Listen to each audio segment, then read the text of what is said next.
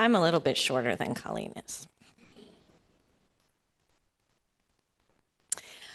I am a bossy boss, but maybe not in the way you might think. Ask your UUI staff, but I think that they will agree that I came in a bit like a bull in the china shop. And one of the first things that I talked to them about was whether or not they were taking the time off that they were allotted.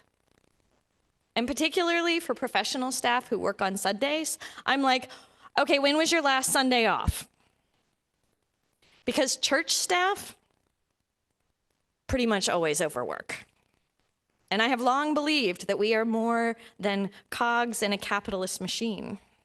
We are human beings. We work to live. We do not live to work. All that stuff. So I make sure that the people who report to me are taking their time off, that when they are sick, they take sick time and don't feel like they need to work, and that they are gentle with themselves. And I try to practice what I preach. It is not easy. I am addicted to the dopamine hit that I get when I check something off my to-do list. I am an overfunctioning oldest child from an alcoholic family system. I try to control everything. I want to prove to the world, to myself, that I am worthy. It has taken some serious deprogramming and a lot of therapy and ongoing effort to remind myself that I am worthy, not because of what I do or don't do, or what I achieve or don't achieve, or what a great fill in the blank I am, minister, spouse, mother. But I am worthy simply because I exist. I am a human being. I have inherent worth and dignity. My worth is not bound up in what I achieve or what I do. It is inherent, permanent, essential to my being. And guess what? So is yours. This reminding myself, reminding ourselves of our inherent worth is a struggle because we live in a system that tells us we are not good enough, that guilts us or shames us into working harder or working more. But we know this system, this culture we're a part of, isn't exactly the healthiest thing, right? We know that. We know that it actually doesn't want us to take care of ourselves. Did you know that?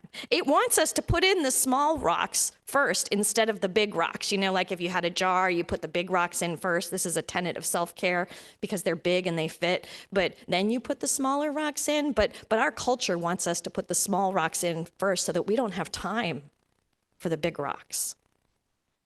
And then it shames us when we don't conform, when we decide to put our emotional, spiritual, or physical health above the grind.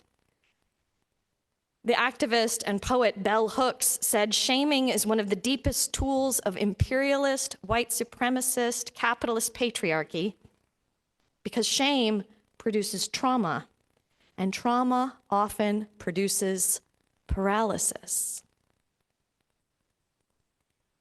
And the systems of oppression, they want us to be paralyzed. They want us to be worn down, exhausted, so that we don't have the energy to resist them.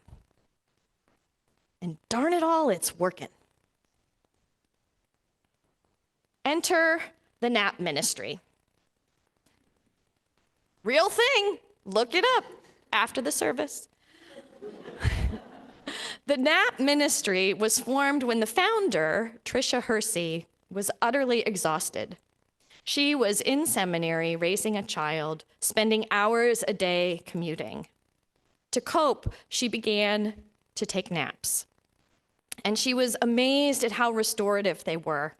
So she began to build other times of rest into her day. Even if rest came at the expense of time she would typically devote to study or work, she was determined to commit to it, and in the process, to push back on what she, a Black woman, saw as a legacy of forced labor and exhaustion that her ancestors had endured. In her nap ministry, Hersey, who is also now known as the nap bishop, urges followers to use time they might otherwise devote to work, to extra work, to sleeping instead. The stretches they'd spend staring at a screen, instead daydream and stare off into space. Tense moments given over to worrying about disappointing others, she says, would be better spent reflecting on our own needs and comfort. Percy says it's about collectively refusing to run ourselves into the ground. She says rest is a revolutionary way to push back on America's obsession with productivity at all costs. You don't have to grind, hustle, accept burnout as normal, and be in a constant state of sleep deprivation, she says. You don't have to kill yourself physically and spiritually to live a fruitful life. Though it started with naps, Hersey says rest can be anything that connects your mind and your body, anything that feels restorative. It could be a nap. It could be intentionally daydreaming. It could be a long bath. And rest can be active. This is why you hear about me skating all the time. This is one of the ways that I rest. This is about more than naps. This is about more than naps. This, she says, is about more than naps. She says, my rest as a Black woman in America suffering from generational exhaustion and racial trauma always was a political refusal and social justice uprising within my body. She says, I took naps and rest and slowing down as a way to save my life, resist the systems telling me to do more, and most importantly, as a remembrance to my ancestors who had their dream space stolen from them. This is about more than naps, she says. It's not about fluffy pillows, expensive sheets, silk sleep masks, or any other external, frivolous, consumerist gimmicks. It's about a deep unraveling from white supremacy and capitalism. These two systems are violent and evil. History tells us this, and our present lives and the way we live them shows us this. Hersey says rest pushes back and disrupts a system that views human bodies as a tool for production and labor. It is a counter-narrative. We know that we are not machines, she says. We are divine.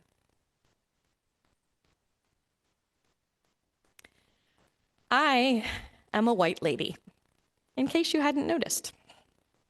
So Hersey is not talking primarily to me, though her message is inclusive of all of us.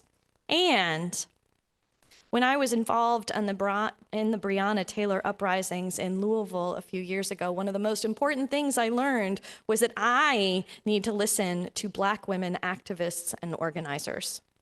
I need to listen and follow Black women activists and organizers because they know how to organize, they know how to build community, and they know how to sustainably resist systems of oppression because they've been doing it for generations and they're in it for the long haul.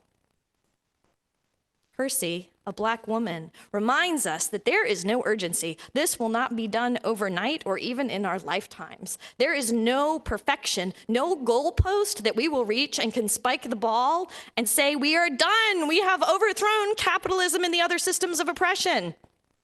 That's not going to happen in our lifetimes. Instead, she reminds us that we, each of us, are enough right now. But that's not what society, our culture, tells us. Instead, that tells us that guilt and shame can come packaged in propaganda about goal setting and productivity. Beware, she says, you are enough now. Your worth is not measured by check marks on a to-do list. Rest. We are entering a season of rest, or about to, or in it. Even right now, each day, here in the Northern Hemisphere, the day becomes incrementally shorter. Each day, we feel the inexorable pull towards the winter solstice, the longest night of the year. And as Colleen said in her reflection, the dark can be scary. We don't know what's out there. And it can also be scary because we're left with our thoughts, our to-do list, the overwhelm. but the dark can also be a comfort. It reminds us to rest if we pay attention to it. But it's so hard to pay attention to it when our world of light and activity 24/7 tells us not to rest, to get as little sleep as we can, to not waste time playing or laying around daydreaming. But the nap ministry reminds us that this rest is essential for our physical, spiritual, and mental health, and it can be a form of resistance. I like to try and make sure that my sermons touch on a little variety of perspectives. Sometimes we're going to talk about UU history. Sometimes we're going to talk about this interim ministry period the congregation is. Other times they will be more pastoral. And sometimes they're related to social justice. This is a pastoral sermon because we all need to rest more, but it is also a social justice sermon because it is a call for us to resist together. Because resisting is easier in community. It's easier when you're surrounded by people who are also resisting. And resting is easier in community as well. Think about how hard it would be to take a Sabbath or a siesta unless you're surrounded by people who are doing the same thing on the same schedule with the same values. And you might never wear jammies to church, but if everybody else is doing it, that sure makes it easier. What I'm going to do now is invite us to join together into a period of collective rest. I invite you to get comfortable. Find a spot, lay down on the floor if you want to. I'm not going to judge you. And we're going to take 4 minutes to listen to the Nat Bishop's words. You can listen, you can daydream. If you really, really want to, you can examine the musical structure under the music that's playing. What I don't want you to do, and I know this is a don't think of an elephant situation here, but what I don't want you to do is think about your to-do list or about what you're doing after church today or about the stress of things at home or work. I want you to listen. I want you to daydream. Rest. You're worth it. You deserve it. You can do it for 4 minutes. All right, tech deck, take us away.